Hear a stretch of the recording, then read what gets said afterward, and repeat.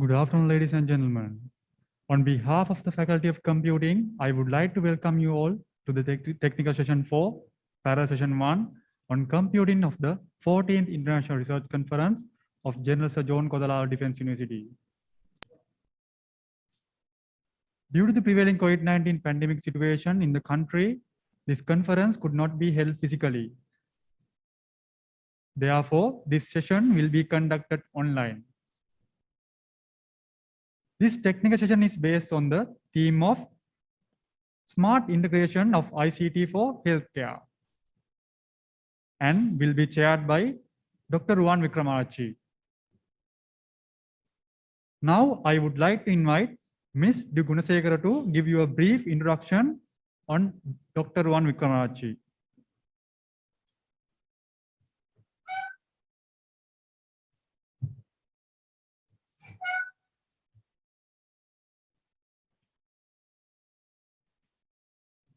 Thank you. So, good afternoon, ladies and gentlemen.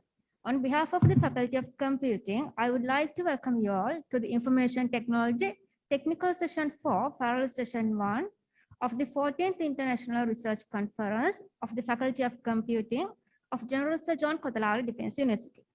Due to the prevailing COVID-19 pandemic situation, this conference will be held online.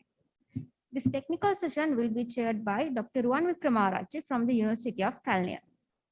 So, Dr. Ruwan Wickramarachchi is a senior lecturer at the Department of Industrial Management, University of Kalniya.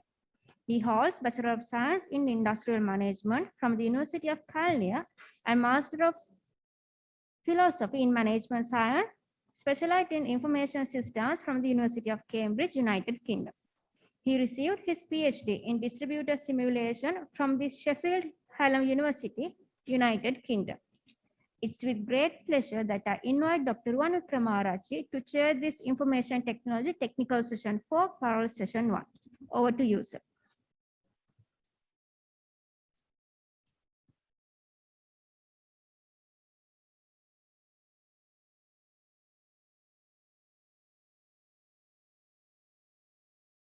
Excuse me, sir, you're on mute. Sir, we can't hear you, sir. Ruwan, sir, we can't hear you. Yeah, okay, sorry. Right, now okay, sir. So welcome to the, welcome again to the 14th International Research Conference held at Kodala Defense University. This is the fourth computing session, parallel session 1. Actually, the session is more relevant today than any other time because now we are going through a pandemic which we never thought that would happen. So that enabled kind of a certain technologies which might help us to not only to better manage what we do, not only in healthcare, but in other areas as well.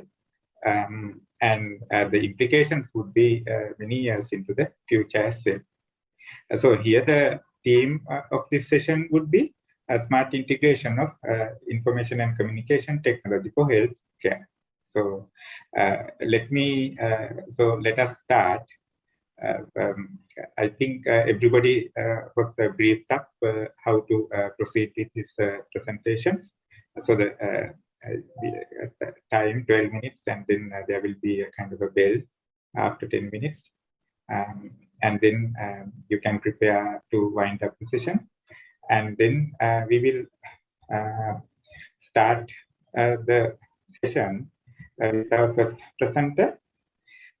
So the first presentation would be done by Ms. WAN Malshani. Ms. Malshani is a graduate of Sir John Kodala Defense University, and she is following a Bachelor of Science Honours in Information Systems degree program offered by Faculty of Computing. And she is doing at this time her internship at Antler IT Solutions and working as a QA engineer.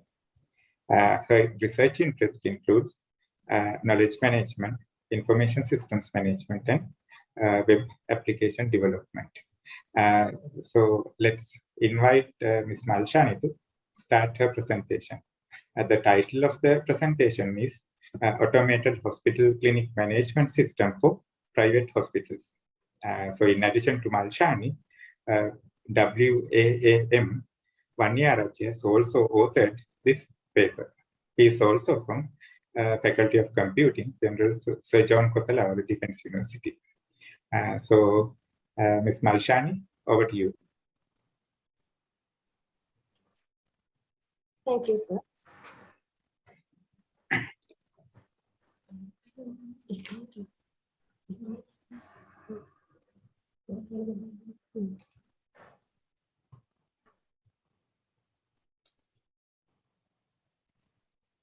Would you like to start, Ms. Malshani? Okay, sir, please give me 1 second, sir. Yeah, sure. Go ahead.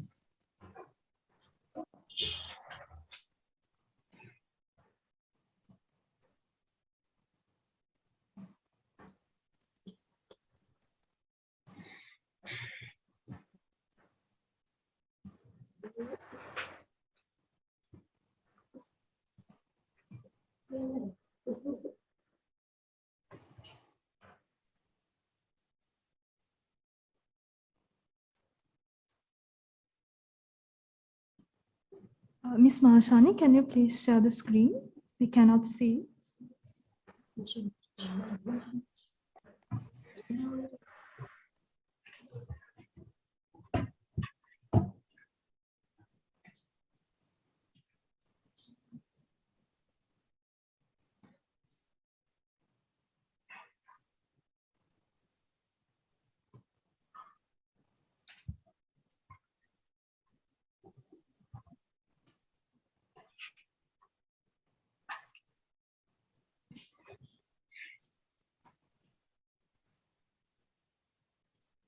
Good afternoon, ladies and gentlemen. I am Navisha Malshani, Faculty of Computing, General Sir John Kothawala Defense University.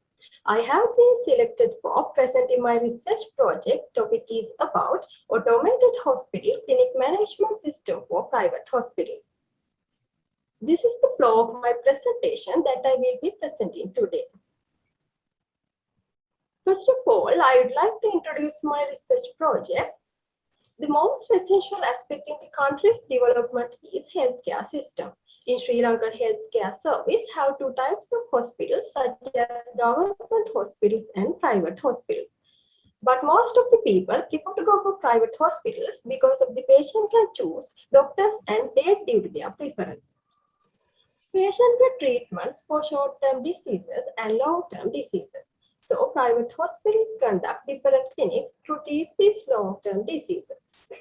Those clinics are separated into groups based on the disease types. So this research based on the automated clinic management system for private hospitals, and it has updated to a computerized system. The main problem is in the clinic process.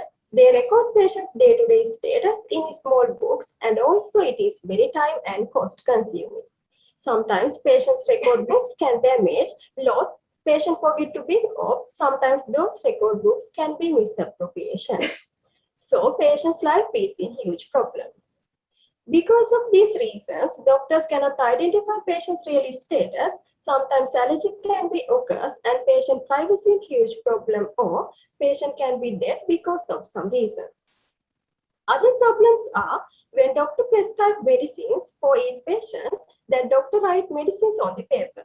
Sometimes this medical prescription receipt can be lost, or pharmacy staff cannot be clearly identify the doctor's handwriting styles. So patient and pharmacy staff will face on a huge problem. The main aim is to develop existing manual system to an automated computerized system to keep more patient and doctors' records safe and also reduce barriers of the current system and make it more user-friendly. The main objective is introduce automated computerized clinic management system for existing manual system. This system will develop a web application for doctors, patients, pharmacy staff, and hospital clinic admin in one platform. These are the level researchers that I have studied to get information for my research project. My research focused on reviewing the problems with the current private hospital clinic system and how to convert it to an automated computerized system and how to convert it to an automated computerized clinic management system. There are several kinds of existing manual systems and experiments that may be used to get a better picture of the technologies that have been adopted by other researchers for use in this proposed system. This literature survey will provide insight into how other researchers approach their studies and applied their findings. When it comes to the methodology, this is the process of a system development to appropriately determine the processes and communication of hospital clinic management system uses requirement, quantitative and qualitative methodologies are applied. Finding data on private hospital centers is the major focus of data collection, and most knowledge is gained through the both organized and unstructured interviews with domain experts by solving the problem. Discover relevant documents utilizing the document analysis method. All the details and requirements of all other relevant data was collected by interviewing hospital clinic staff and pharmacy staff at the private hospital to gain a comprehensive concept for the proposed clinic management system. To get patients and doctors' requirement, I have distributed the questionnaire with relevant details. And I referred books, the internet, case studies, and research papers of current systems as key data sources. The collection of quantitative and qualitative data is accomplished using a combination of these strategies. As technologies, I use Bootstrap, HTML, CSS, and JavaScript for front-end development for increased usability and interactive UI designs for users. Because of all patients, I use these clinic systems without the age differences. PHP is used for backend development and also MySQL is used for database development. This is the proposed system design for hospital clinic system. All the information are managed through the database and provide a web application for all users to manage their activities and processes. There are 4 main users. They are hospital staff, doctors, patients, and pharmacy staff. Next, coming to the functional requirements, I would like to discuss those requirements under the 4 main users. First, hospital staff means receptionist of the private hospital is able to add clinic categories, register doctors and pharmacy staff, add doctors under clinic categories, scheduling doctors' appointment, and manage patients' appointment. As a doctor should be able to give appointments of patients, enter medicines to pharmacy department, search patients' medical histories. Another user is patient, so patient able to register to this system, make an appointment for doctors, view scheduled doctor's appointment, view medical histories. And the 4th user is pharmacy staff, and he is able to view medical prescriptions, add medicine to this system, generate the medical receipt for each patient, and manage prescriptions. Next, coming to the novelty of this proposed system, all patients can view all medical histories at any time and anywhere with less spending time. Sending medicines to pharmacy department with the patient's relevant details. Doctors can view medical histories of patients before coming to the channel. Generating pharmacy bill with auto-calculated price, medicine details, and patient's relevant details. Generating summary details of appointments as daily, monthly, and weekly, yearly wise, and under doctor wise and clinic wise. Under the implementation, the private hospital clinic management system mainly consists with 4 main modules. These modules are registration, login, appointment, and pharmacy module. In registration, first patient can log into this hospital system website, and after searching doctor's appointment, they need to make an appointment for a particular doctor. Then they have to register to the system firstly. Then email verification link sent to the registered patient email to verify their emails and log into the system.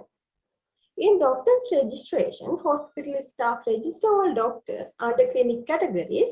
The login details of doctors will send to registered doctor's email.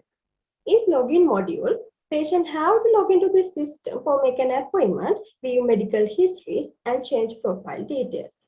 Doctors and hospital staff log into the system through the same login form, and also pharmacy staff log in with another login form with their username and correct password. All patients able to make appointment after registering to the system, patient can choose doctors by searching schedule doctor's appointment. After booking doctors, all appointments sent to the patient appointment list in patient dashboard. Patient can view appointment details, doctor comment, and medicines prescribed by doctor as a PDF. Those appointments sent to the hospital system and medical staff changes booking status as in progress status for identify doctors who are the patient coming to the hospital. According to the doctor side, doctors can search patient appointments by searching the relevant date, appointment number, email address. After channeling patient, doctor can enter medicines to this system and then send these medicines to the pharmacy department. Under the pharmacy module, pharmacy staff can add medicines to the system one by one. He also able to search medicine orders after patient coming to the pharmacy department and asking the appointment number, name, and NHLC. Pharmacy staff select needed medicines and will give a generated receipt for each patient by printing this receipt, and it included automatically calculated total price with relevant details. These are the generating summary details of appointment, patients, and doctors. So, admin able to view these details at any time. When it comes to the conclusion, we must go forward with technology as a developing country. As a result, private hospital clinic systems that are currently manual and must be automated. This proposed system will connect patients, doctors, pharmacy staff, and medical staff into one platform and store information about patients, doctors, appointment details, and all the medical records. This private hospital clinic management system will allow for the efficient creation and management of patients' data, as well as the management of doctor's schedule and less flow of information from one department to another. The system handles health centers, management processes, and diagnosis data. Next references that I used to study for this research project. Finally, I would like to express my gratitude to Mr. Wanniarachchi, Department of Information Technology, Faculty of Computing lecturer, for his encouragement and guidance. And thank you very much for listening.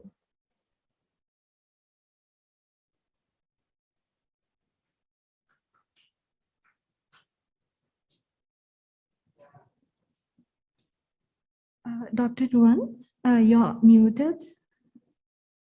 Dr. Ruwan? Yeah, so thank you very much, Ms. Malshani, for the interesting presentation. Actually, these are some of the issues we are facing in both government and private hospitals.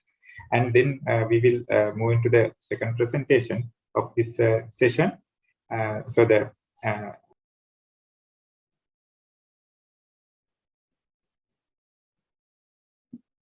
Dr. Ruwan, you are muted.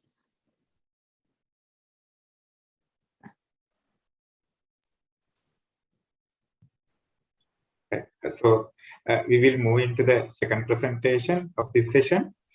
So the title of the paper is Cloud-Based Real-Time Emergency Medical Service Platform.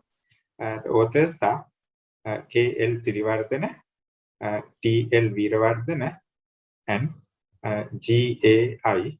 Uwanthika. And this is presented by Mr. K.L. Siriwardena. So Mr. Kusal Lahiru Siriwardena is currently a BSc undergraduate at Faculty of Computing of Sir John Kothalavala Defence University. His current research includes cloud-based real-time emergency medical service platform, which can be used to provide a mechanism to reduce latency of finding a suitable hospital for emergency patients. So let's invite Mr. Siriwardena to present his paper. Thank you for the introduction. Am I audible? Yes, Mr. Siriwardena. Yes, you are.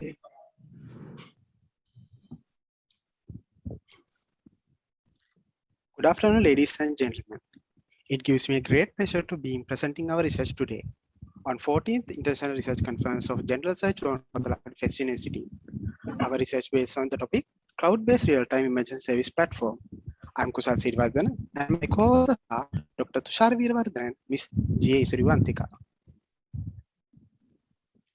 Dear all, with our presentation, I'm hoping to take you throughout this content. As you all can see on the slide, introduction, problem domain, aims and objectives, related work, methodology, limitation, and further work.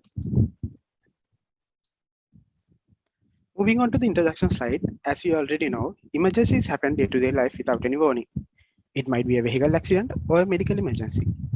Most of the moderate to severe emergency cases are from motor vehicle accidents. There are about 150 accidents reported daily with 5 to 6 subsequent deaths.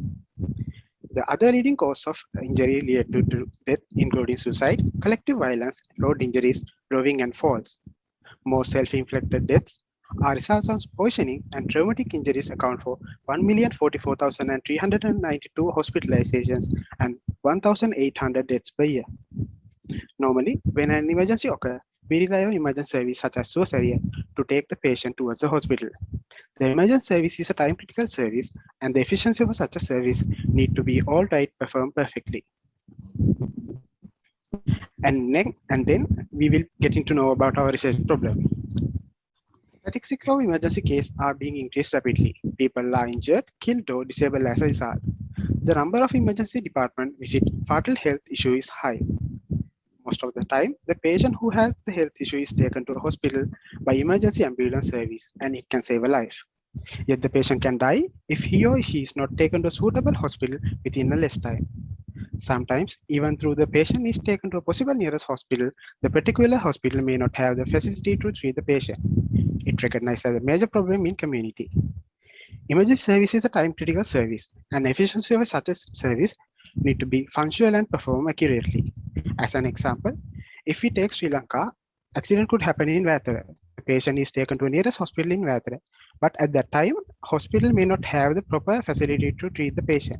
The patient should have been taken to another hospital in Colombo. The issue is it consumes more time to travel large distances in ambulance.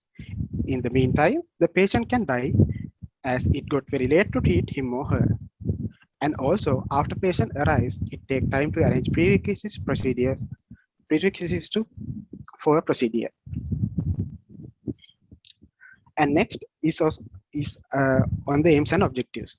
Our aim is providing mechanism to reduce the latency of finding a suitable hospital for emergency patient. And our objectives are providing common platform for all ambulance and facilitate communication between hospital and ambulance staff. Moving on to the related work done by previous researchers, we can see most of the researchers use GPS technology to continue their research. In addition to that, the design of GPS and GSM based intelligent ambulance monitoring research, they used ARM7 microcontroller as their hardware design. So next, Android technology is used by automatic ambulance dispatch system via on-click smartphone application research. And the smart ambulance blockchain technology in healthcare for emergency patient uses theories such as harvesting formula, and A-star algorithm for get the shortest path. In method, we are going to explain that how the procedure is going to be. Mainly, there are two applications, mobile application and web application. Ambulance staff members use mobile applications, whereas web application is used by the hospital and admin. So this is how it's work. First of all, there will be an emergency, then someone contact for an ambulance, which means they inform our hotline. After that platform will alert the nearest ambulances. After that, ambulance drivers should accept the tasks and they should reach the given location. After reaching the location, paramedics should open their app and fill small survey including patient status. After submitting that to the system analyzes the data and send a location of suitable nearest hospital to driver's application. At the same time, it notifies hospital there is an incoming patient. Doctors can access patient information using web application and can give advice to paramedic through the application. Meanwhile, system create unified space for specific patient by including those information that can use for his future incidents, and it will maintain by the system until he died. Here is the basic structure of the system. Mainly there are two applications, web server and web application, mobile application, and centralized web server. Moving on to the application slide, there are two applications, web application and mobile application. Ambulance staff members use mobile application and web application used by the hospital and admins. Admins allows to add hospitals, facilities, and ambulances. Hospital staff allows to update facility details, tracking incoming ambulances. In mobile application, drivers allows to accept the notified emergency cases and tasks and complete those tasks, and paramedics allows to report emergency details to find the suitable nearest hospital and communicate with the given hospital. So how to find the nearest hospital and the nearest ambulance? This is how it works. First, emergency should report to the platform. The system get the location of the patient from emergency reporter. After submitting those details to the system, algorithms work. It take patient location and make 5-kilometer radius virtual circle and notify all ambulance which are available as well as locating inside the circle. After that, task accepting process work. After arrival of patient location, paramedic should quickly fill the survey. After submitting that, the system refers hospital data and send hospital data and find the nearest suitable hospital and send the location as a notification to driver's mobile application. So the location will open in Google Maps in driver's application. In this slide, we are going to discuss about theories and technologies we use for the system. We develop mobile application using Android Studio, which gives to ambulance staff, and a web application for hospital, including HTML, PHP, and JavaScript as technologies. And also we choose MySQL as our database because it's more effective, reliable, and have better security. Then we are going to take to attention to some limitations of our system. Because of we are using Android technology, we have to provide Android mobile phones for ambulance staff members. And also while traveling, there can be some issues such as road traffic, accident, environment disasters, etc. Those kind of things cannot control by the system. This is a real-time system, so there should be a proper internet connection. In further work, we are hoping to provide mobile application for public to make direct contact with the system, improve web application with a proper framework, develop mobile application for iOS operating system, and finally, test the application with real world and handle the load balance with proper servers. So those are the references I use for my research.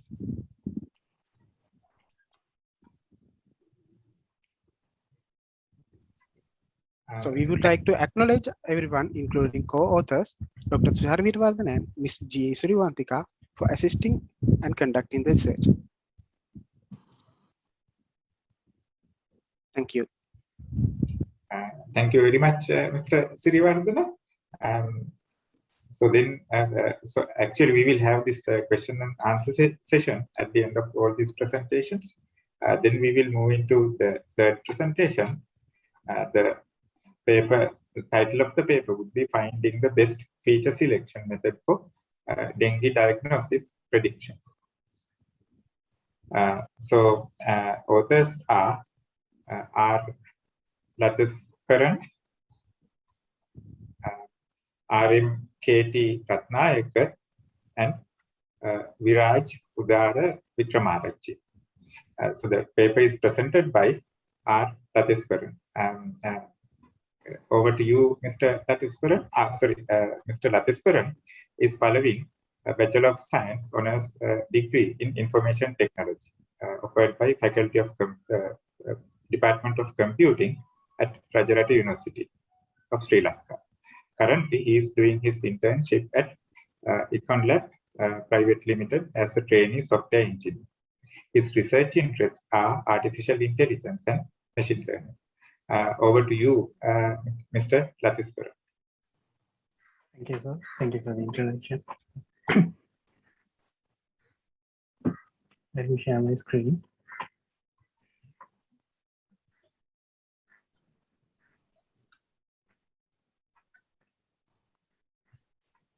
I hope I'm audible and you can see my screen. Yes, we can, and it's visible as well.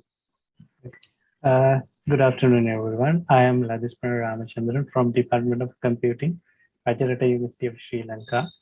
My study is titled as Finding the Best Feature Selection Method for Dengue Diagnosis and Prediction, which is a sub-objective of my final year study. I am very much happy to present this study in the 14th International Research Conference of Sir John Kotalala Defense University. And my co-authors are Mr. Wickramarachchi and Professor Kabilatharanga Rathnayaka. As we all know, dengue is a mosquito-borne viral disease which is first identified in 1950s in Thailand. Nowadays, it's still spreading around the world, which is mostly affecting Latin American and South Asian countries like ours. According to the World Health Organization, the spread of dengue is influenced by the tropical rainfall, temperature, relative humidity, and unplanned rapid urbanization. In fact, the spread of dengue increases in the urban areas in the rainy seasons.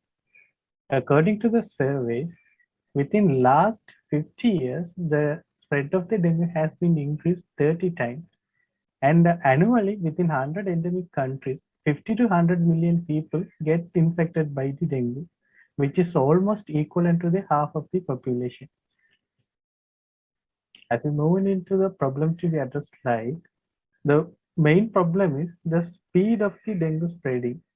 Because of the speed of the dengue spreading, the hospital can't handle this. The dengue needs to be diagnosed at early stages and it needs to be treated early as possible to avoid the medical complications.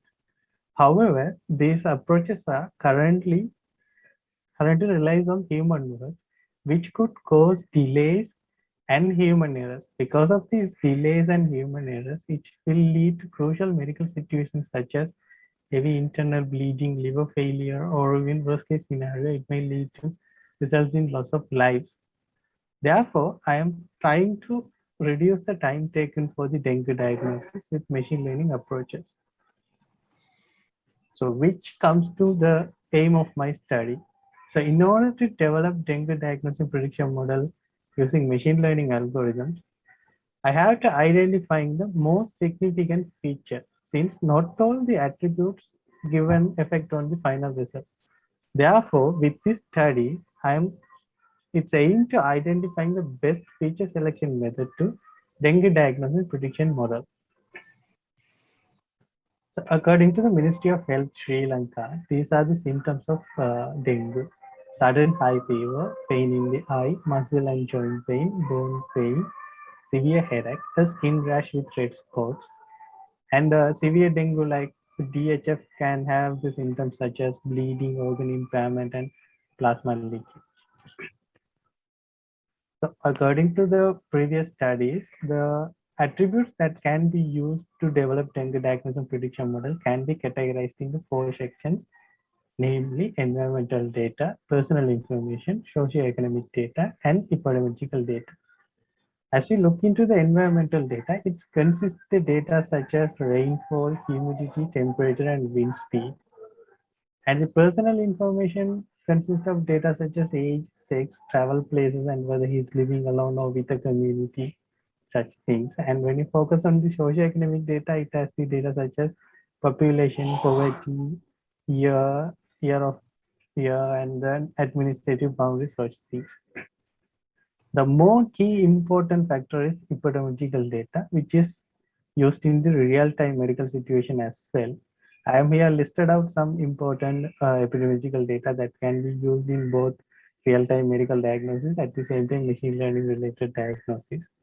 So white blood cell count, platelet count, red blood cell count, and pain in the eye, muscle aches and pain, inflammation and pain from the joints, and an enlarged liver. There are many such these things are available in these studies. I have listed out some few in this slide.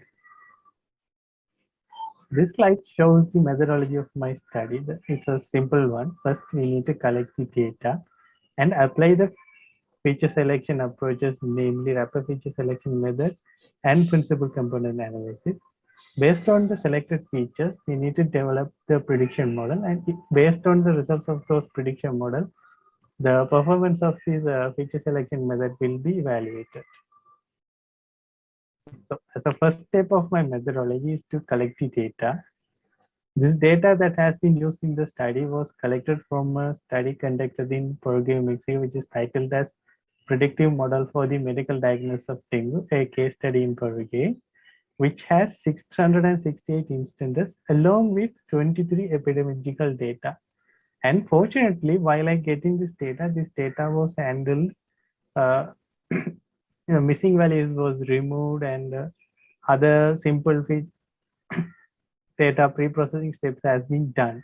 Therefore, I have directly applied the feature selection methods into this data. So as I mentioned earlier, I have using two approaches to feature selection. One is rapid feature selection method, which is an approach which create all the possible feature combinations within the given data and develop machine learning models using given algorithm. And it search through using a search algorithm to identifying the best performing model and the best performing combination. Therefore, as I classified to the rapid feature selection method, I have used naive Bayes, KNN, and J48. Sorry. And the second approach is principal component analysis, which is a dimensionality reduction technique, which is widely used among all the machine learning problems. As we move forward, I have developed a simple artificial neural network with the 3 layers, which has a batch size of 32, learning rate of 0.1, and 50 number of epochs, which is remain constant through all the feature selection method in order to evaluate the performance of them. So this slide shows the results of the rapid feature selection method. With the rapid feature selection method with naive Bayes algorithm, which results in selected features are myalgia, retroauricular pain, dyspnea, pitasia. And with rapid feature selection method with KNN, selected myalgia, retroauricular pain, extanthema. And rapid feature selection method with J48 has chosen myalgia, retroauricular pain, tachycardia, pitasia. Please excuse me if I pronounce the medical terms wrongly. And as you can see, the myalgia and the retroauricular pain are the common features that have been chosen by the rapid feature selection methods. And when we look at the results of the principal component analysis, the very first 8 principal components has been chosen since they have the eigen value greater than 1. Therefore, the initial 22-dimensional system has been reduced into 80-dimensional system with a cumulative variance of 59%. As we move forward, as I mentioned earlier, based on that artificial neural network, this slide shows the feature selection method, the selected features and accuracy of that particular selected features. Therefore, without any feature selection, the accuracy was 54.51%. With a principal component analysis, the accuracy was 72.47%. With a rapid feature selection method with naive Bayes has an accuracy of 55.97%, and rapid feature selection method with KNN has accuracy of 54.47%. Rapid feature selection method with JNN has an accuracy of 55.97%. As you can see, the principal component analysis has been performed better, and it has an highest accuracy of 72.47%. And the lowest accuracy was obtained by the rapid feature selection method with KNN, which is 54.47%. And it is lower than without using any feature selection methods. So as a conclusion to this study, as based on the results of the artificial neural networks, the rapid feature selection method does not perform well in the ANN prediction model as compared to the principal component analysis, is not all the attributes have been used in the rapid feature selection method. It ignores some particular attributes where PCA is not doing that. And as a key conclusion to this study, the PCA feature selection is the most suitable one for this particular current data set as a feature selection method, and it gives the highest accuracy of 72.47%. So moving to limitation and future works, the current ANN model which I have used to evaluate the performance of this feature selection method is not that much optimal, since I can further fine tune it by adjusting the hyperparameters and those things. And that's one of the limitation of this study. The second one is the results of this feature selection method is only applicable to the current data set which I haven't used. If there is a need comes to select another feature, another one, I have to do this process again. And in the future, I'm trying to develop multiple dengue diagnosis prediction models using SVM and naive-Bayes and ANN models in order to diagnose the dengue using machine learning algorithm. And these are the references which I have used in this study. And I wish to acknowledge the people, friends, and the family who have provided me support in various ways through this study. Thank you. Thank you very much, Mr. Lathesparan. Then we will move into the next paper presentation of this session. The title of the paper is A Mobile Application for Blood Transfusion in Sri Lanka for Emergency Cases. That is based on government hospitals. So the authors of this paper are KCMD Alwis, EMSK Ekanayake, MMNH Bandara, and Dasuni Ganepola. So the paper is presented by Ms. KCMD Alwis. Ms. Alwis is a third-year undergraduate following Bachelor of Science Honours Degree Program in Information Technology at Sir John Kothalawa Defence University. Her faculty is the Faculty of Computing. Her interests include mobile application development, information and data security, and artificial intelligence. Let's invite Ms. Alwis to make this interesting presentation.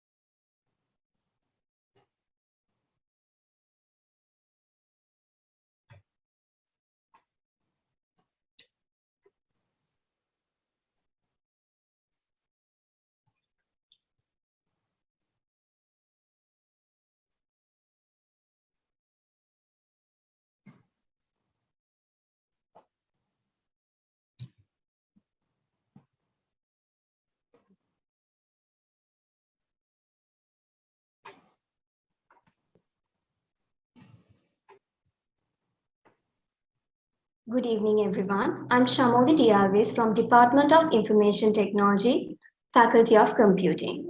Our research topic is a mobile application for blood transfusion in Sri Lanka for emergency cases based on government hospitals. The co-authors of this research is EMSK Ekanayake, MMNH Bandara, and Ms. Dasuni Ganepola. First of all, let me lead you to the introduction of this research. As you all know, blood is known as one of the most precious gifts that mankind can give to one another. During an emergency, the increasing number of victims is uncontrollable. A victim may need more than 100 pints of blood. Supply chains of blood donation have been more complicated in the recent years than in the past. Most of the deaths may have caused due to lack of blood donation or delay in receiving blood. As per the problem criteria of this research, currently Sri Lanka follows a manual cluster system in searching for blood donors. During an emergency where blood is required in mass amounts for large number of patients, the above procedure is inefficient to locate blood donors promptly.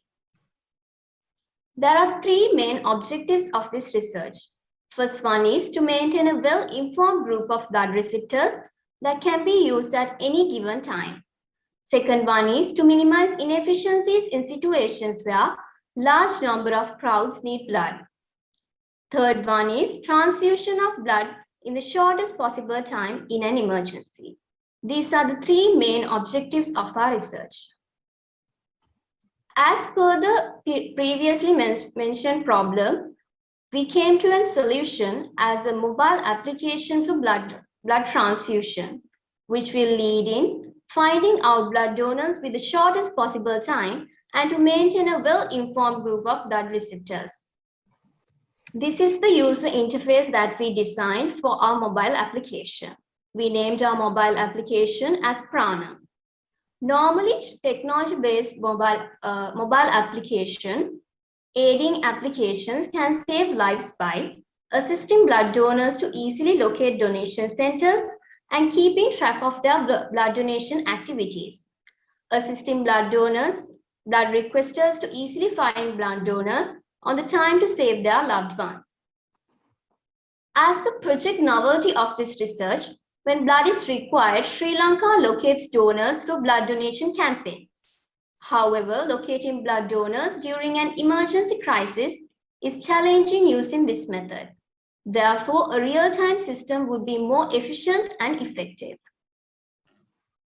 To assess the feasibility of the mobile application for this blood transfusion mobile application, a survey was conducted by us.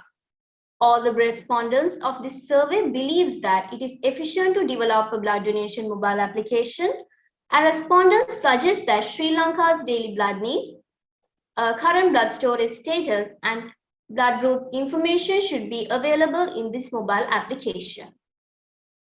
There are three main technologies embedded in this mobile application. First one is voice recognition for input.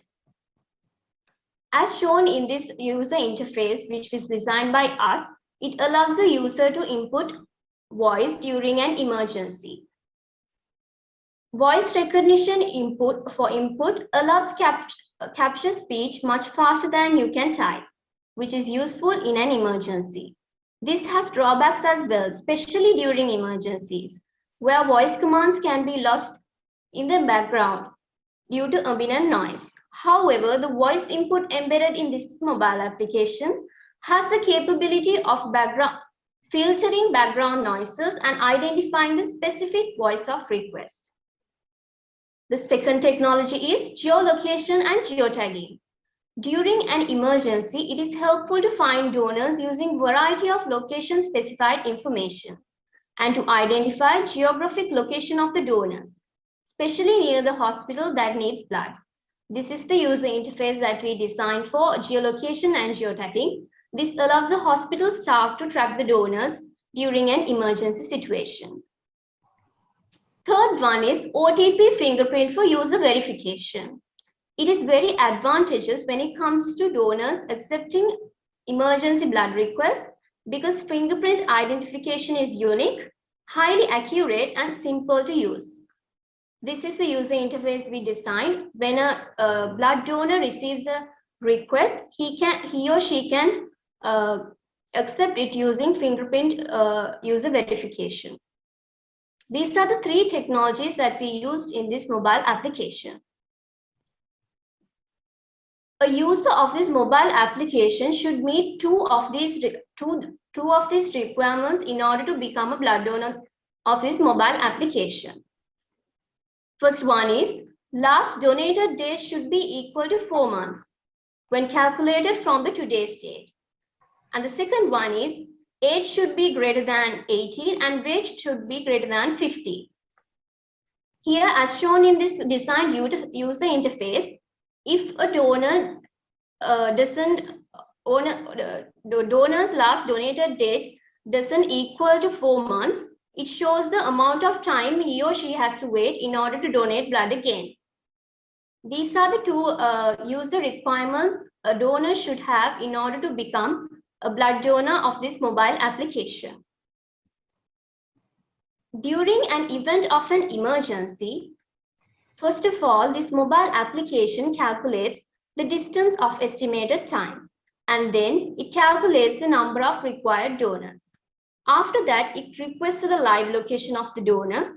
Hospital staff track the live location of the donor, provide transport facility, check for the further distance to the hospital, and obtain donor's consent and transport the donor to the hospital. This is the process that it follows during an emergency situation. After completion of this research, we came to a conclusion that both the donor and the requester are transparent in this mobile application. The app helps to locate the nearest hospital and the blood banks, and it can be used in rural areas where hospitals and blood banks are far away. As for the future works of this research, creating an association with awareness programs through mobile applications targeting the youth generation, implementing programs to check the basic requirements for the blood donation in collaboration with the nearest hospital, giving users a high priority in case of emergency blood needs by issuing a card categorized as gold and silver based on donation blood, recommending it to donors. These are the references that we used in doing this research. At last, I would like to take this opportunity to thank Ms. Ganepola for her immense support toward this project research, and we would like to express our gratitude to all the senior and junior lecturers for their valuable comments and continuous support, feedback during this project. Finally, also we would like to appreciate our colleagues for the support they offered us in the completion of this research. Also, I would like to thank the organizing committee of KDU IRC for giving me this opportunity to present here today. Thank you. Thank you very much, Ms. Alwis. We will then move into the next presentation, that is fifth one in this session. So the paper is titled as Smart Hospital Diabetic Clinic Patients Management System. So the authors of this paper are MADL Madushika, GAI Uwanthika, and WPJ Premarathna. And the paper is presented by Ms. MADL Madushika. Ms. Madushika is following a Bachelor of Science honors degree in Computer Science offered by Faculty of Computing at Sir John Kothalawa Defence University. She is currently doing her internship at Sri Lankan Airlines, where she is working for IT Operations and Service Management Department as an on-the-job training. Her research interest includes in computer networks, security, and computer systems engineering. Let's welcome Ms. Madushika for her presentation. Thank you very much, sir.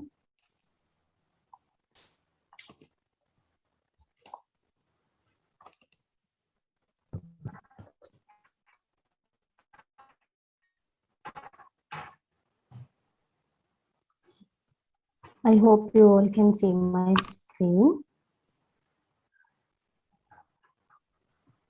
Yes, we can.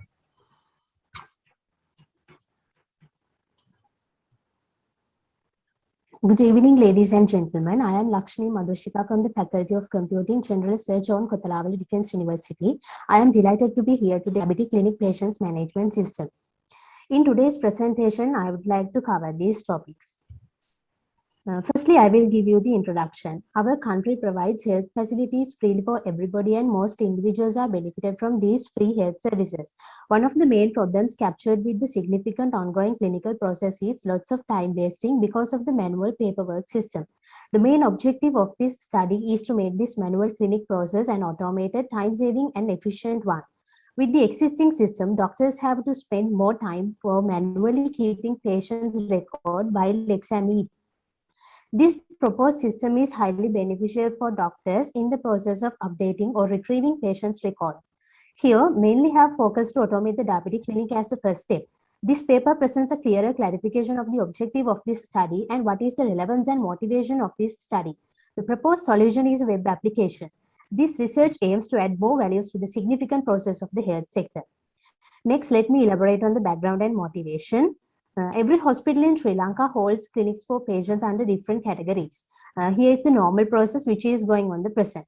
When a patient is admitted to the hospital due to any disease, if that patient is needed to be treated continuously, then the patient is assigned to a monthly clinic of the hospital. When a patient is assigned to some clinic, is given a registration number which is used to identify and a booklet that includes the details of the patients such as register number, clinic type, clinic date, clinic time, details of diseases and the medicines assigned by the doctors.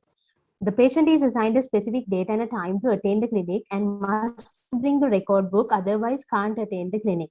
Then the record book is handed over to the staff members. Then the hospital staff search for the clinic cards according to the patient's ID number and they record patient details to the relevant cards and hand over the record books and cards to the patients. Then the patients are directed towards the doctors and the doctors record the patient's pressure levels, diabetic levels or other checkups and the medicines assigned in the record book. Then patients are directed to go to the pharmacy and obtain medicines by handovering the cards. This process takes at least 4 hours per patient according to the research done with some selected patients at selected clinics.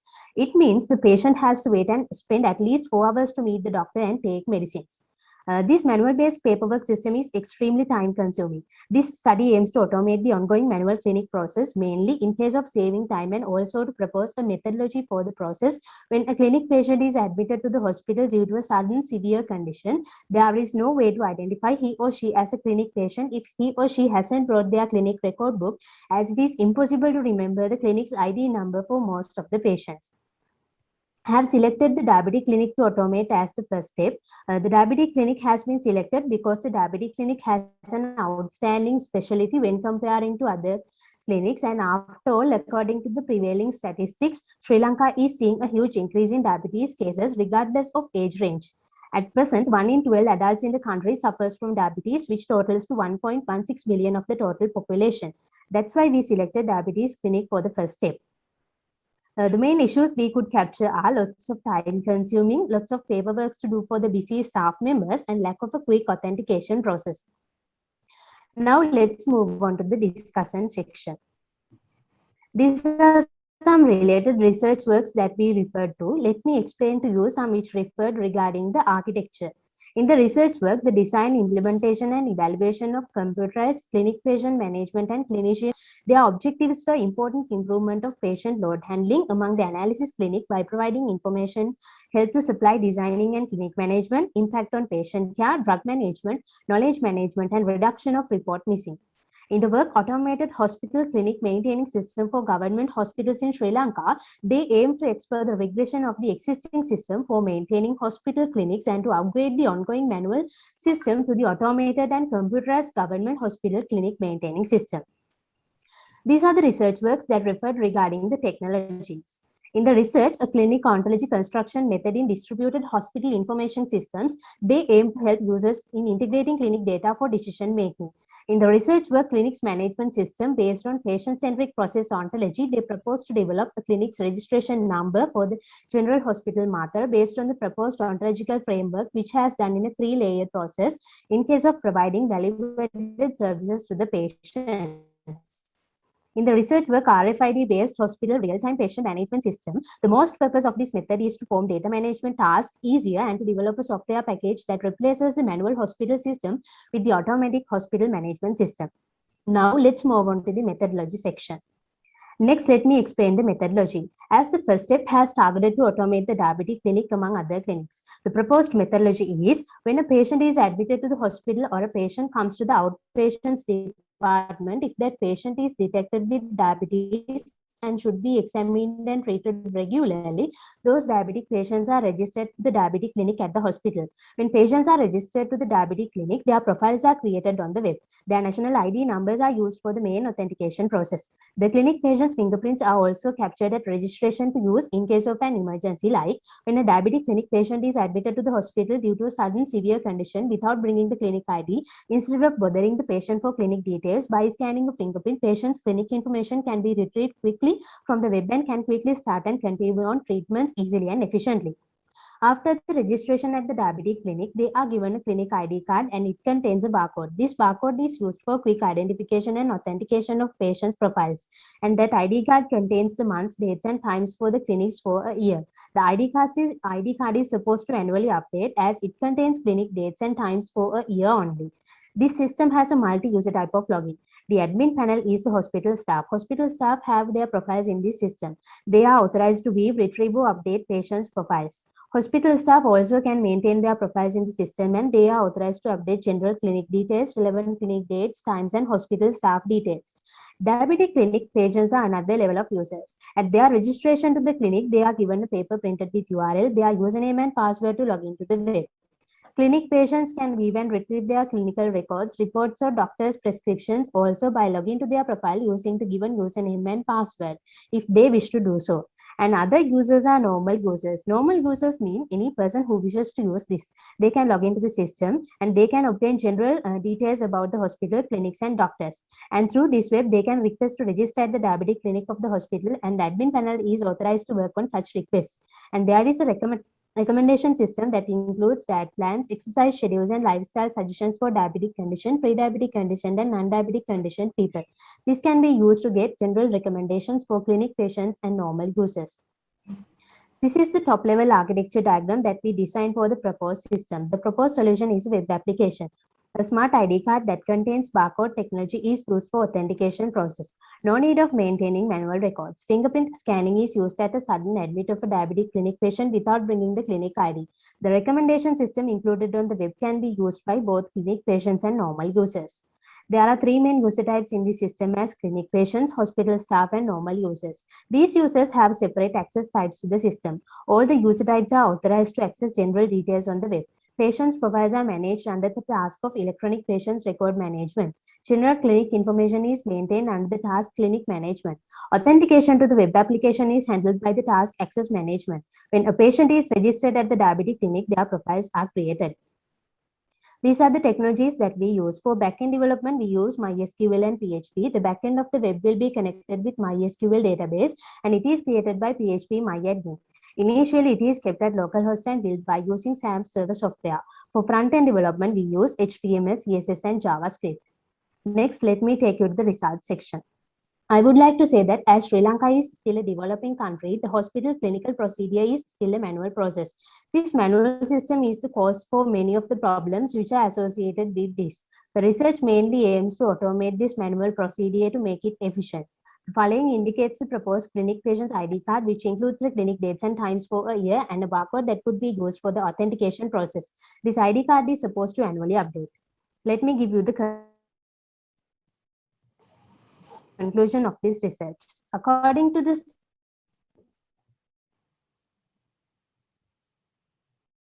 study, could identify different types of solutions proposed to different types of matters that arise in hospital clinic patients management, huge invaluable service that is benefited by many folks. Clinic method. The analysis economical well functioning. This proposed system is highly beneficial for the doctors in the process of examining diabetic patients and keeping records, because with this automated system, it will be very easy to update or retrieve patients' records in real time within less time. And at a sudden admit of a diabetic clinic patient without bothering the patient for clinic details, by scanning the patient's fingerprint, clinic details can be easily retrieved from the system and can continue on quick and efficient treatments. This automated system will be better substitution for the ongoing manual diabetic clinic process. And both clinic patients and normal users will receive huge benefits from the recommendation system, which include diet plans, exercise schedules, and life pattern suggestions for diabetic, pre-diabetic, or non-diabetic conditioned people. These are our future works. As the future continuous development of this project, it is proposed to add a diabetic prediction system to this web application as an additional feature. If this system is compatible with the users, it is proposed to improve this for the rest of the clinics also. The last section is the references section. These are the references that we referred during this research. As a last step, we would like to express our sincere gratitude to all senior lecturers who helped us to make this a success. It would never have been possible for us to take this work to completion without their incredible support and encouragement. Then our heartiest thanks go to the family members and friends. Now I am going to end up the presentation. Hope you got an idea about our research, and thank you very much for your kind cooperation. Thank you very much, Ms. Madushika, for the interesting presentation. And so then let's move into the last paper of the session. So the title of the paper is Emergency Treatment Unit Management and Patient Tracking System. So the authors of this paper are NHLC Yapa and WPJ Premarathna. So the paper is presented by Ms. NHLC Yapa. Ms. Yapa is following a BSc honors degree in software engineering offered by Faculty of Computing at Sir General John Kothalaga Defence University. And she is currently doing her internship at IFS, Research and Development International Private Limited, as a software engineer. Her research interests include mobile application development, web development, and artificial intelligence. Ms. Yapa, over to you. Thank you, sir.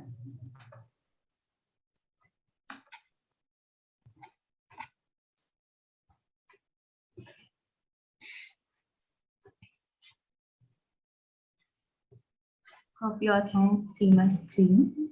Yes, we can. Good evening, everyone. It gives me an immense pleasure to be selected for the 14th International Research Conference of General Sir John Kothalaga Defence University. I'm here to present the research paper based on the topic ETU Management and Patient Tracking System. Dear all, within my presentation, I'm hoping to take you throughout these content. First of all, I would like to give you a brief introduction about my research topic. So as you all know, current emergency treatment unit, which is called ETU of Sri Lankan hospitals, runs on the basis of paper-based manual process. This is very tiresome process for both the doctors as well as the patients. So the proposed ETU management and patient tracking system focuses on automating the current ETU management by aiding patients at the front desk, at the triage room, and handles receiving, storing, and processing of information generated by laboratories. As a result, doctors will be able to view each patient's laboratory reports like blood reports, radiography reports, chemical pathology reports just after the testings are done without waiting for the hospital attendants to carry out the report papers. As well as ETU management desktop application will be able to predict the severity of the patients and direct them to relevant units. So the mobile application provided to the patients are capable of viewing his own medical reports, history of the past reports, and also assisting contact his guardian or doctor in any case of emergency. And as well as it provides the facility of sending prescriptions and other medical information for their guardians. Guardians of the patients are able to track the patient's location continuously, and they get notified if the ward or the hospital of the patient is changed in any case. Let me move on to the next slide and explain about the background and motivation which led me to this research. Since Sri Lankan hospital management runs on paper-based manual process, it delays in delivering patient reports, losing them and delaying in the treatments. So the manual system of admitting a patient in the CCU is a big risk taken by hospital personnel. The patient being admitted has to be admitted before severity becomes a major case. In Sri Lanka, when a patient is admitted to a hospital, if his ward or hospital is changed due to an emergency situation, the guardians of them are unaware about their new location and face various issues in finding the new ward or the hospital. As well as there is no proper facility for the patients to immediately contact his relevant doctor or his guardian if any emergency occurs.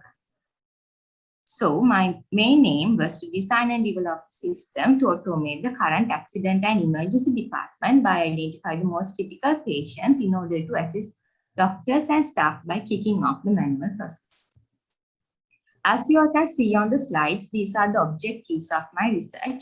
They are study the existing manual system and identify major stakeholders, interview the specialists and identify major requirements, study the existing systems documentation and identify its pros and cons, identify suitable software process model, identify suitable technologies for the development, follow the steps of SDLC, design the system, implement the system, system testing, and finally evaluate the results. All right, now you all may have the question, as there are so many automated hospital management systems in the world, what's the specialty or the novelty in this system? Before giving an answer to the above question, let me go through a few recent systems. When considered about management information systems development for veterinary hospital patient registration and web-based information system for the management of ICU beds during the coronavirus outbreak, they were specially designed to automate the patient registration process and to update the daily records. And smart priority recommendation and patient control system, as well as a hospital emergency smart band to the initial severity, which was placed in each patient's hand, permitting to detect changes in the fundamental indications of patients by an emergency smart band, which consists of sensors for measuring body temperature, heart rate, blood oxygen level, and blood pressure. So when talk about my system, I'm designing the system not only to automate the current process, but also to predict and update the severity of the patients according to testings as well. When talking about the methodology as the development process model, I've used iterative and incremental process model.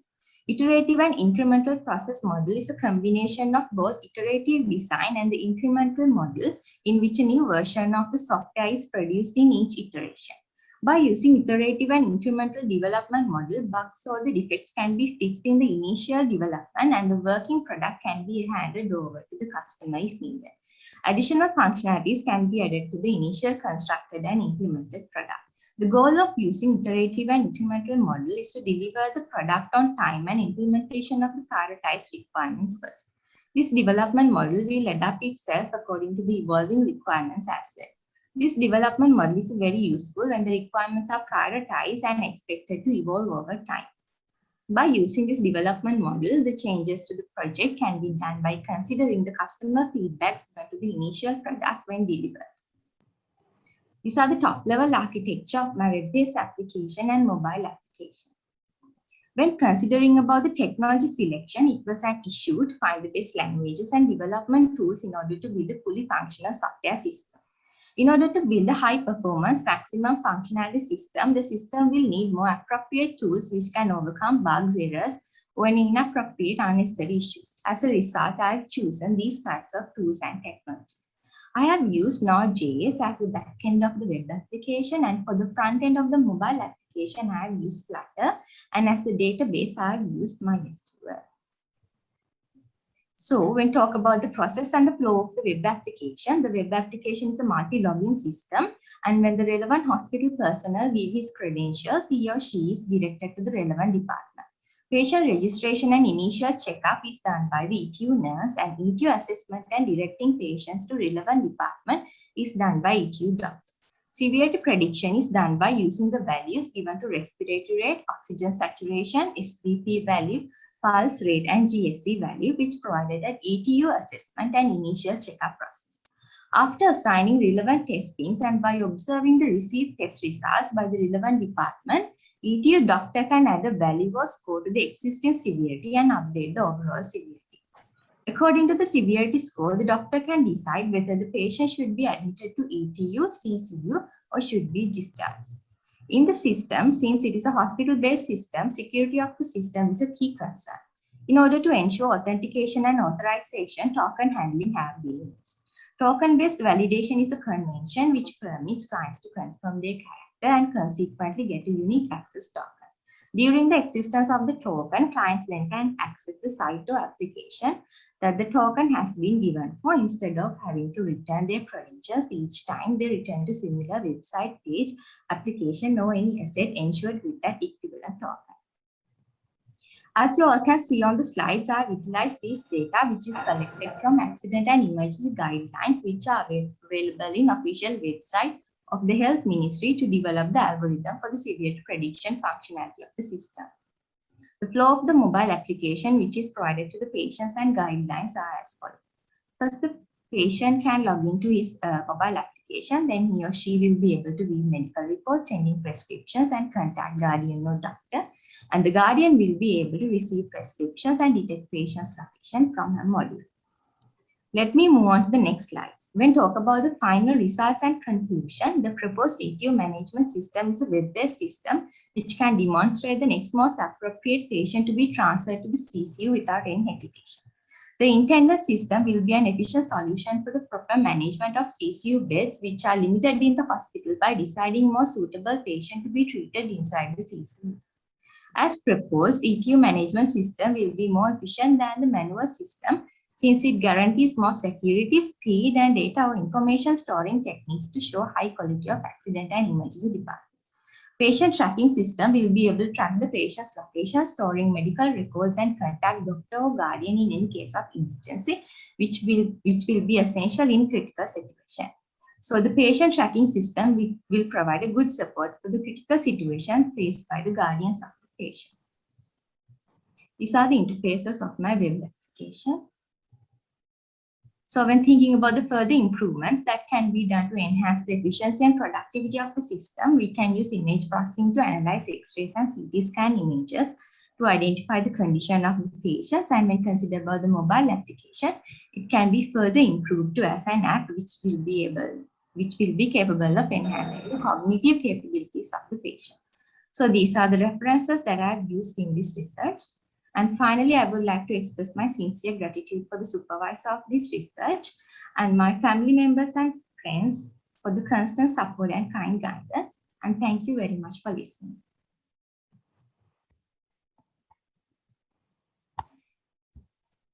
Thank you very much, Ms. Yapa. And that concludes the paper presentation for this session. Then we will move into the question and answer session. So we had 6 interesting papers ranging from machine learning, where identifying feature set for dengue into this developing systems to manage patients in clinics, so on. So shall I invite members of the audience to ask questions first?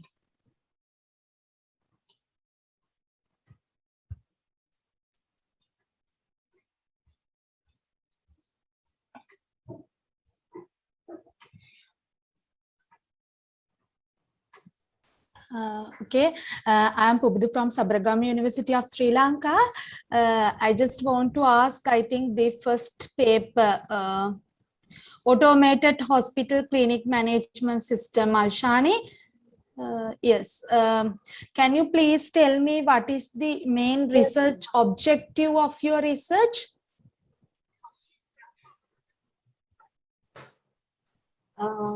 The main objective is to study the current process in the clinic system at the private hospital, and the main objective is to select a suitable system for private sector.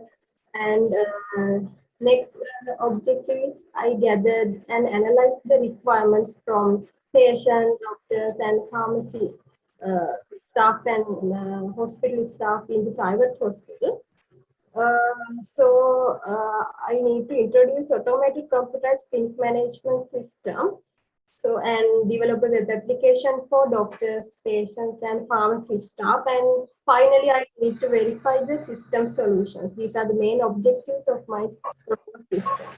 Did you complete that verification and evaluation phase of your system? Yeah. Yes. How did you verify your system?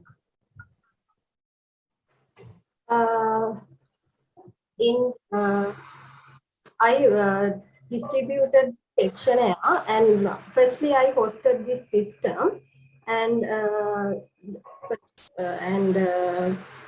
some kind of hosted this system and on the cloud and distributed it for some private hospitals to evaluate this system and got feedbacks from them, and some kind of generating summary reports, and they needed to develop for this proposed system as the budget summary reports, and this is accurate of the as a percentage. 65 patients have registered with the system and accurately, and also make an appointment process also done through this system.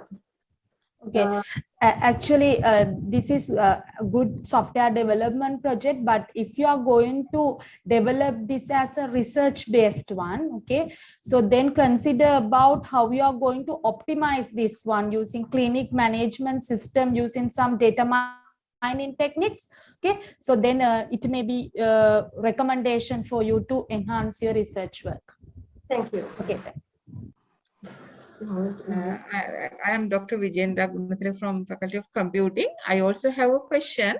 So you have mentioned your identified requirements. So how did you identify the requirements? Yeah, ma'am. All the details and requirements of all the relevant data was collected by interviewing pharmacy staff and hospital staff to gain a comprehensive concept for the proposed clinic management system. And to get the patients and doctors' requirement, I have distributed questionnaire with the relevant details. And also I refer books, the internet, and case studies and research papers of current clinic management system as key data sources. As sample data, I have distributed the questionnaire for 70 patients and 60 doctors, and interviewed 30 hospital staffs in private hospital through the Zoom and Teams session. The requirement gathering process done through these strategies. Yes. And my next question is, then clinic management includes the entering reports and any other investigations also into the system. So is the system support for that also? Entering the medical reports and some further referrals and other information? In the practical situation, when you are going to apply that, this should be integrated with some other systems also. So what kind of support is available in your system to integrate with other systems, like medical test results and some other the supported treatment plans, like that? Yeah, ma'am. There are some kind of novelty of my system. So all the medical histories, patient and doctors can see anytime and anywhere with the less spending time. Generating and also the main requirement is generating pharmacy bill with auto calculated price, medicine details, and patient relevant details, and generating summary details of appointments as daily and monthly and yearly wise, under doctor wise and clinic wise. They can also view through this proposed system. Okay, thank you very much. That can be considered as a further extension of your research. Thank you very much. Any questions about this paper, or shall we move? Yes, sir. Yeah, go ahead. Sir, I'm Gagana Geethanjana from Faculty of Computing. Miss Malshani, why don't you select both private and government hospitals?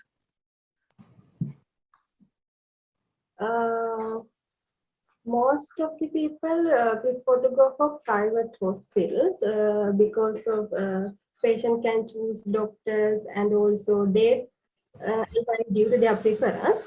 But in the government hospital, patient first go for PD, and if patients have a long-term diseases, then move to the separated clinics under the disease types. But in here, patient cannot choose doctors, clinic date and time due to their preference. So most of the people reluctant to go attend government clinics as my requirements. So because of that, I select the private hospital clinic process to give a comprehensive solutions to manual clinic process. So that's why I select the private hospital for my development process. Okay, thank you. Thank you.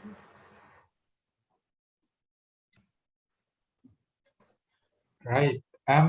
Any questions about the second paper, cloud-based real-time emergency medical service platform?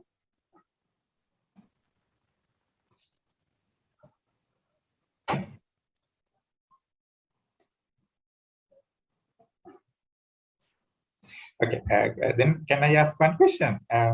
Now, so, you know, when it comes to implementing systems, one of the most difficult problem would be not the development of the system, but getting people to use this system.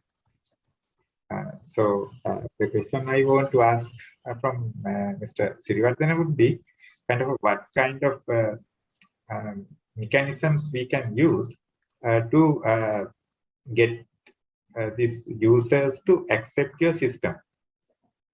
Yeah, actually, we basically use Pick Me Uber like apps normally in current situations, right?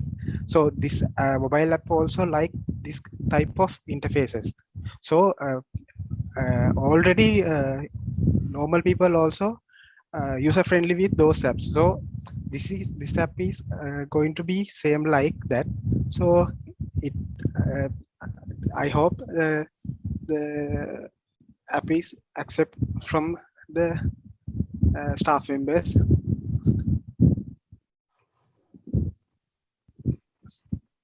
So will the system be integrated with hospital systems, or basically it's kind of a standalone system? It's basically stand with ambulance staff members and hospitals.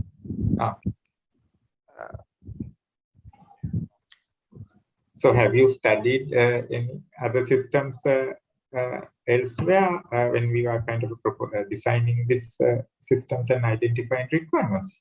Yeah, I studied about Siriwardena, but there is no to find the nearest suitable hospital. It finds just nearest hospital. Also, I have one question. If this is also, so how do they use, what functions are available for them to the plan from in case of an emergency? Sorry, madam, I didn't get the question. Now, you told it is also to support the hospital. So then in case of an emergency, how the hospital will use your system to support? Hospital from can their end, their end to hospital will notify there is incoming patient, so they can pre set up for the patient. Like if they are let's think the patient is some disability, so they can prepare for a operation before the patient come. So as well as doctors can give advice through the application to the paramedic while traveling, which means can send photos for hospital and get data. Yeah. Also, have you validated your system and confirmed that it is working well? Yeah, currently on system testing, so didn't complete validate. Okay, then thank you very much. Mr. Siriwardena, I also have one question. It's a cloud-based one. So did you develop this one using cloud? What kind of solution that you use? Any private cloud solution or public cloud like that? Yeah, we are hoping to, currently we are develop MySQL database with a server. We are going to host that database to the, we are hoping to move to AWS platform for load balancing and data storing. Okay. Okay. Just you know, sometimes like in Sri Lanka, we don't have actually this kind of rules and kind of procedures. But in some countries, since this patient information is some of the most sensitive data we have to keep, they don't allow patient data to be basically stored beyond certain regions or certain countries. Like for an example, say in Europe, they don't allow this data to be stored beyond the EU region. So have you thought that kind of case when deciding AWS? Actually, no, sir. I will be working on it. Yeah. So then, Mr. Siriwardane, it's better to go to a private cloud solution. Like there are a lot of open source solutions are there. So because of the security issues, then you can think about that kind of solution to develop your project. Okay, madam. I will be working on it.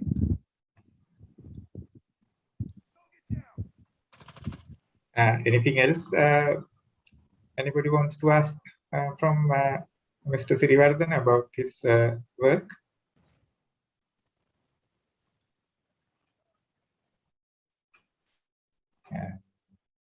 So I guess no. Right. So let's move on to the next paper. An interesting one which uses machine learning to identify feature set. So anybody wants to clarify points, ask questions?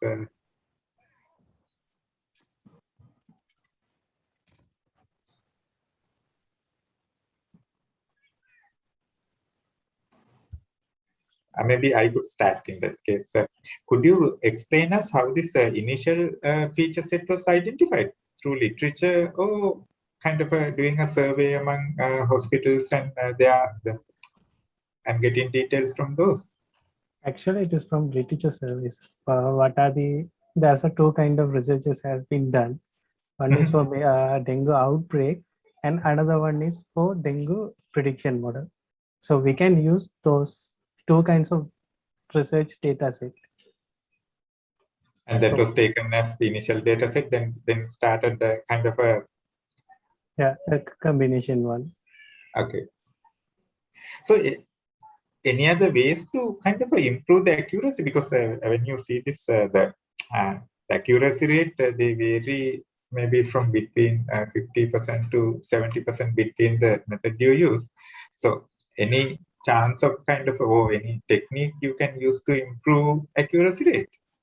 Actually, sir, I'm only focusing to identifying the best feature that I can use. So I'm trying to develop a best model using deep learning approaches and fine tuning the factors and other things. So this is just one kind of try for my final goal. Okay. So that is kind of an ongoing research where you are. Yeah, it's my final year project. I'm currently working on it. Okay. So what would be the kind of a next step in your research? Actually, the next step is the automated dengue diagnosis model, which can be used in a patient's hand. So you don't need to reach to a doctor, where you can enter your own data. So you can check whether you have dengue or not. So do I need to go to hospital or not?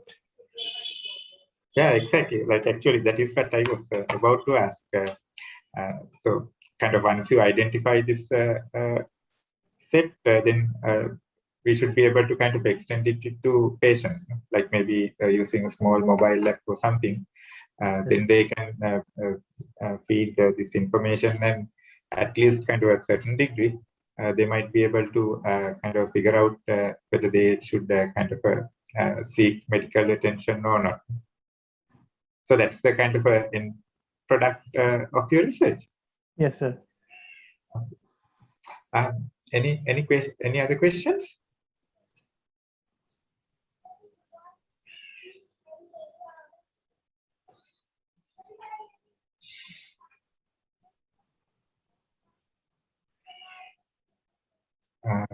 Seems no.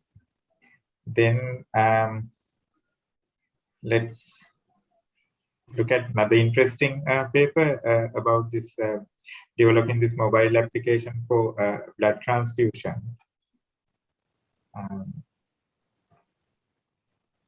So Ms. Alwis, presented by Ms. Alwis. Any questions? Hello, good evening. I'm Yeah, good Cadet Lakshanta. I would like to ask a question from KCM Alwis.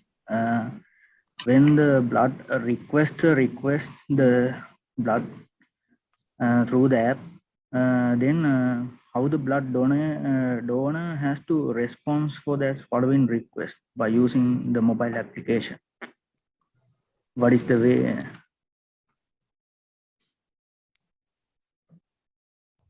Verification. I think your mic is that muted? Seems no. Can you hear me? Am I audible? Yes, now. You heard the question? Yes, I heard the question. Okay. A blood donor can accept the request using fingerprint or OTP verification during an emergency because it's unique. And I would say that is more secure as well. Yes.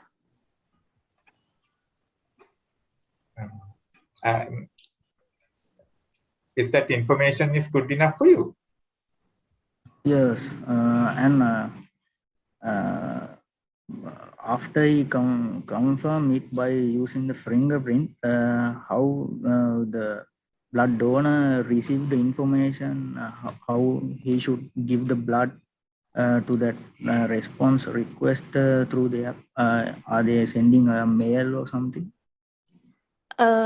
The hospital staff receives the acceptance, and then the hospital staff track the location of the donor.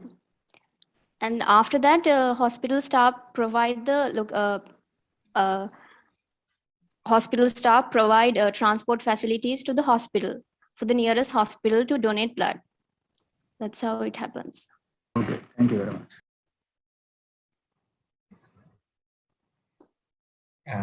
Any other questions? Yes, sir. Ms. Alwis, what are the limitations of this system? Limitations of this system is that a user should be user age should be greater than 18, and weight should be greater than 50. That is the main requirement, and also that's a main limitation to become a donor. And also the last donated date should be equal to 4 months when calculated from the today's date. That are the two main limitations of this system. I have one question. Now, one of the main problem of this kind of system is inability to identify other complications with the donor. So, how your system support for that?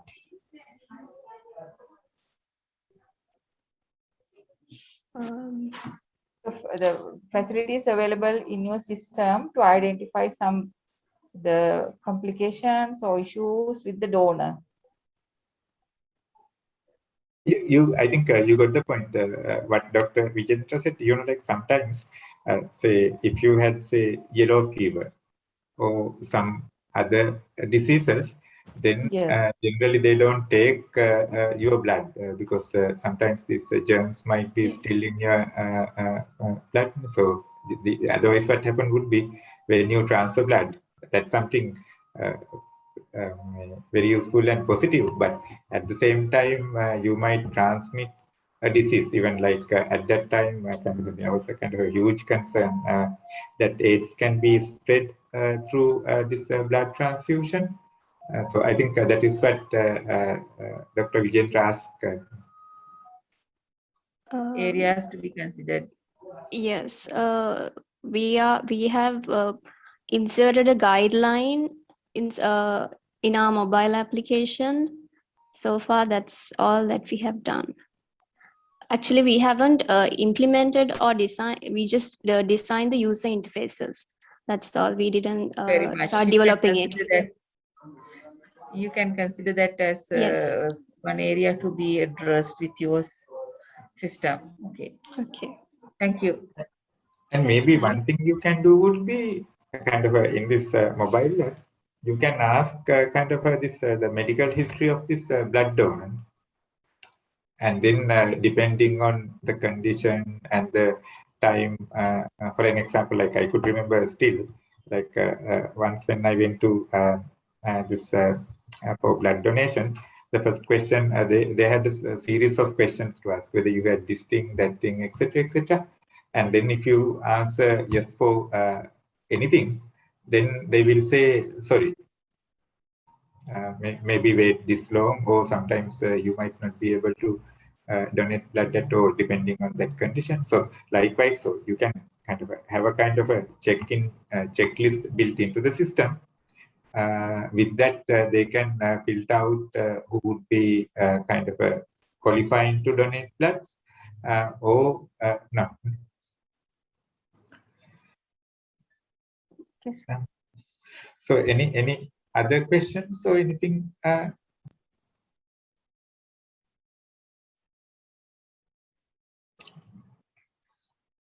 Okay, then let's move on to the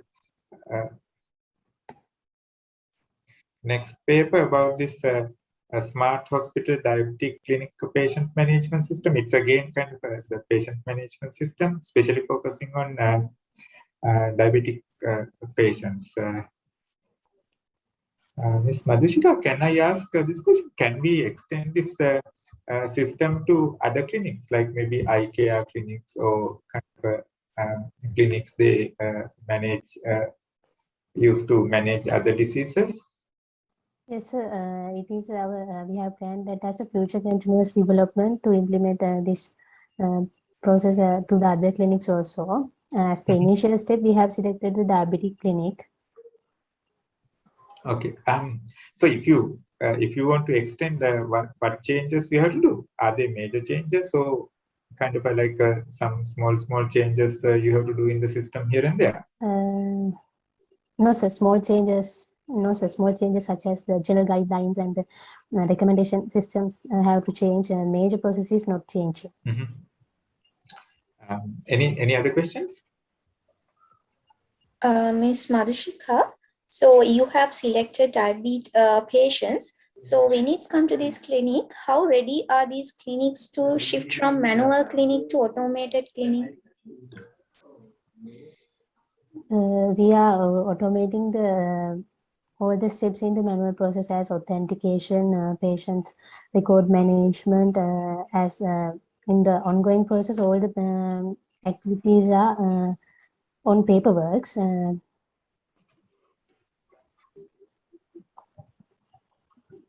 That is we are doing here, automating means.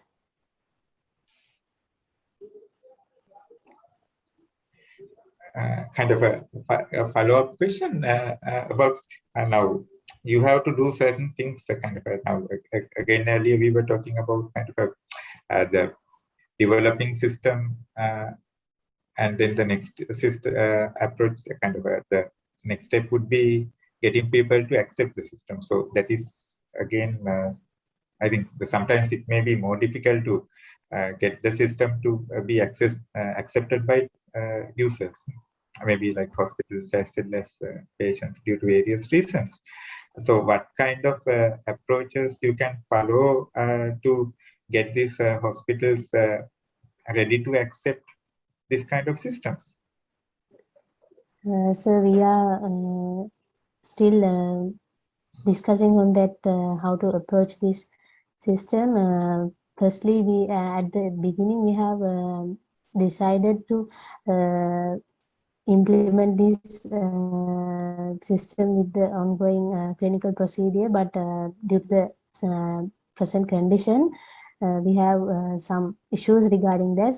So we are searching for another better option for the approaching part. All right. Okay. Thank you. Any other questions we want to ask from her?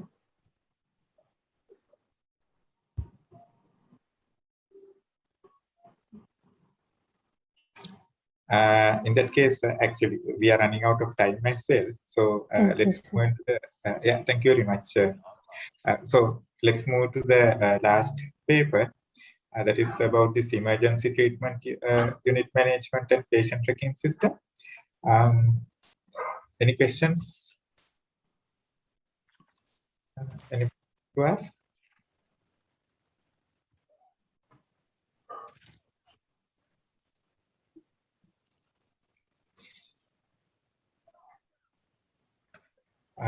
Okay, then let me start. Ms. Yapa, so is the so this the presentation is about two systems or a single system? Two system, basically a web-based system for the ETU and mobile application for the normal patients, not the severe patients, patients who might be at home and who might be at wards, normal wards. Okay. So can maybe like so what would happen? Say somebody from this critical patient basically treated in this critical whatever this treatment unit, and then moved into a ward. So then will this details transferred to this the other system, or they have to feed information into the system again? In the mobile, is it a mobile app or? Yeah, mobile app, yes. Basically, in the mobile app, it does is when the ward or the place location is changed, the guardians of them get notified that the ward or that location is changed. Or even when consider about the patients who are at home with memory loss situations, they can be the locations can be changed at any time. So the guardians of them get aware that the location is changed and identify the current location. Okay. So is this application designed focusing on a kind of a specific group, like maybe some set of people who are incapable of doing certain things, or kind of a general set of people, patients? General patients. General. But kind of if it is a kind of a general case, kind of, so there can be two situations. Like patient can be somebody who cannot make decisions by themselves, especially when you take into this emergency critical care units. So you might need another body to make, someone else to make decisions. But when they are better moved to wards, then sometimes the patients themselves might be in a position to kind of make certain decisions. Like it depends. Sometimes, like irrespective of where they are, still someone else might have to make decisions as well. So when developing system, because different kind of patients come to the hospital, so different scenarios we have to take into consideration. Anything else we can ask?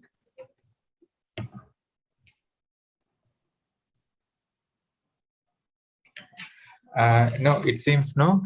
So in that case, we can conclude this question and answer sessions. Thank you very much. Actually, a lot of useful information was exchanged. I hope all these presenters got different viewpoints, different ideas to improve their work further. And just to sum up, as we started with, just to emphasize the fact, this is kind of the time period. If you look at, we are going through this pandemic period where we have lockdowns and other issues, and then everybody is not sure what would happen.